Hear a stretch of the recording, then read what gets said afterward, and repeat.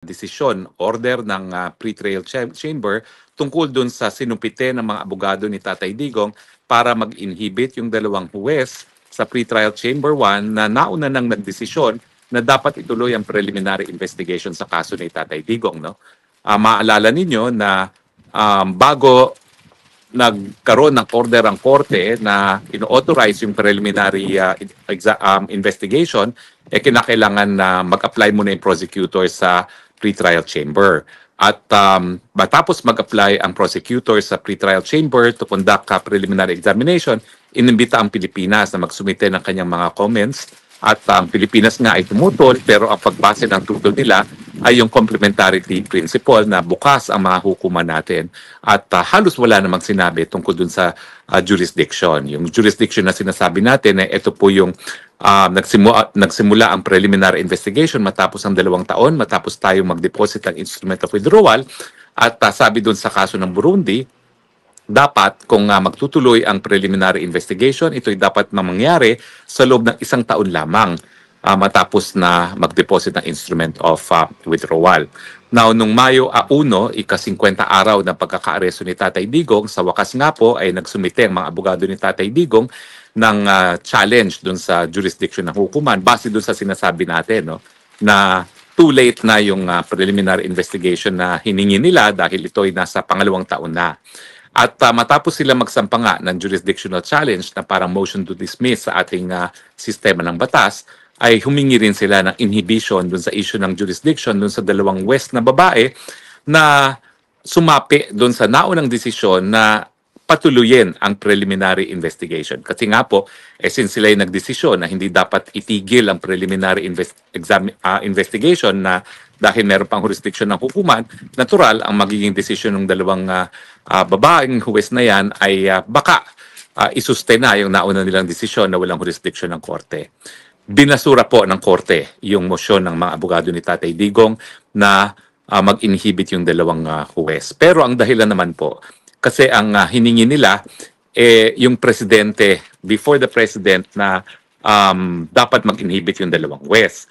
Pero ang sabi ng korte, yung provision na in-invoke ng ating mga abogado ay para lamang kung ang West mismo ang magre-request ng voluntary inhibition, ang proseso, dapat yung West mismo ay pupunta sa presidente ng ICC. Pero ang ginawa ng mga abogado, gusto nilang inhibit yung mga judges, ibig sabihin, ibang provision ang dapat gamitin. No? Hindi yung provision na yung West mismo ang gusto mag-voluntary inhibition. No?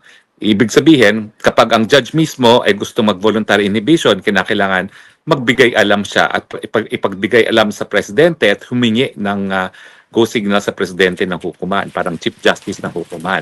Pero ang nangyari, sabi ng hukuman, kaya nila dinismiss yan, hindi naman yung mga... Sorry, nahulog. Sorry, nahulog. Hindi naman yung mga West ang humihingi na i-inhibit ang kanilang mga sarili kung hindi yung partido. So, ibang provision ang dapat gamitin ng ating mga abogado. Anyway, yan po ang latest sa kaso ni Tatay Digong. Ulitin ko po, binasura ng korte yung motion ng abogado ng ating Tatay Digong na mag-inhibit yung 2 judges dahil yung provision na ginamit nila ay provision kapag ang West mismo ang gusto mag-inhibit, mag-voluntary inhibit sa kanilang mga sarili na hindi naman po yan ang kaso dahil ang ating mga abogado nagsasabi dapat sila mag-inhibit kasi nga minsan na silang nagdesisyon na mayroong jurisdiction ang korte miski ang preliminary investigation ay hiningi ng prosecutor sa 2nd taon na matapos tayo mag-deposito ng instrument of withdrawal. Okay, sa po yan po ang ating updates from The Hague number 4. At abangan nyo po ang susunod pa nating updates from The Hague. Basta updates from The Hague po, ito yung mga development na nangyayari sa kaso ni Tatay Digong. Meron nga pala pang further update, no? Nagsumiti na ng 2nd batch of disclosure of evidence and prosecution. No? Hindi ko pa po nakikita kung ano yung mga bagong ebidensyang dinisclose nila sa prosecution, pero yung pag-disclose po ng ebidensya, gaya na aking nasabi dati, no, ito po yung kakaiba sa ICC. Sa ICC, hindi gaya sa Pilipinas na ang preliminary investigation ay kinokonduct bago maisampa ang kaso at lahat ng ebidensya ay dapat isumite sa piskal. At ngayon po, ayon sa rules natin sa Pilipinas, kapag hindi yan na-identify sa simula't simula pa lang, hindi na po pwedeng gamitin. Dito po sa ICC, ibang proseso.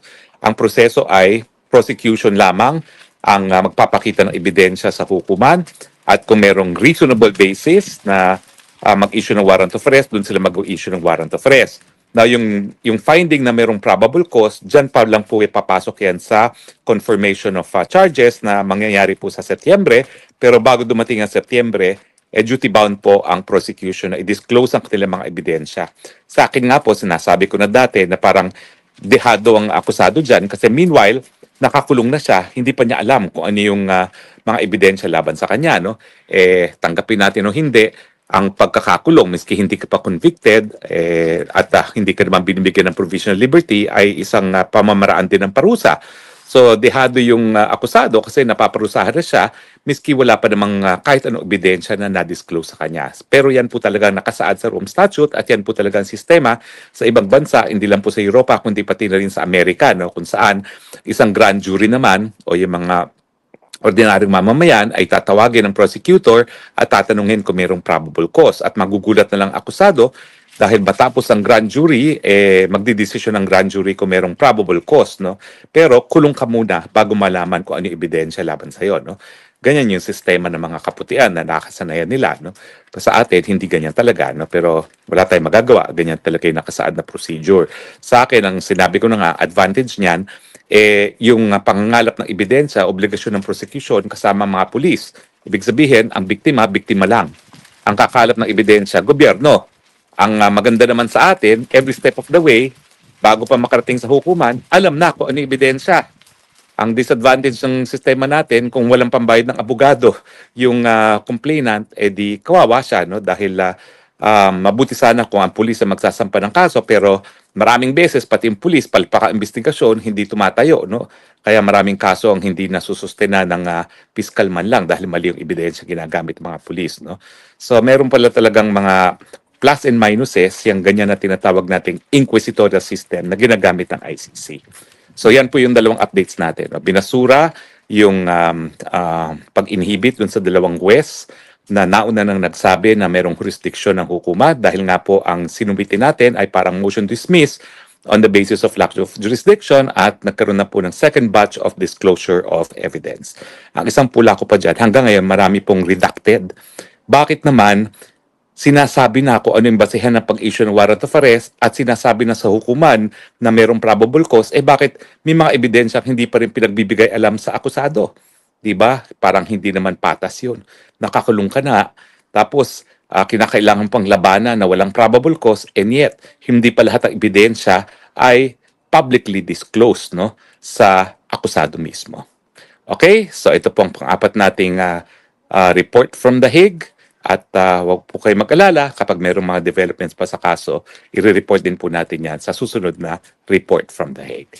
Maraming salamat po. Ito po ang Spokes ng Bayan. Hanggang sa muli po.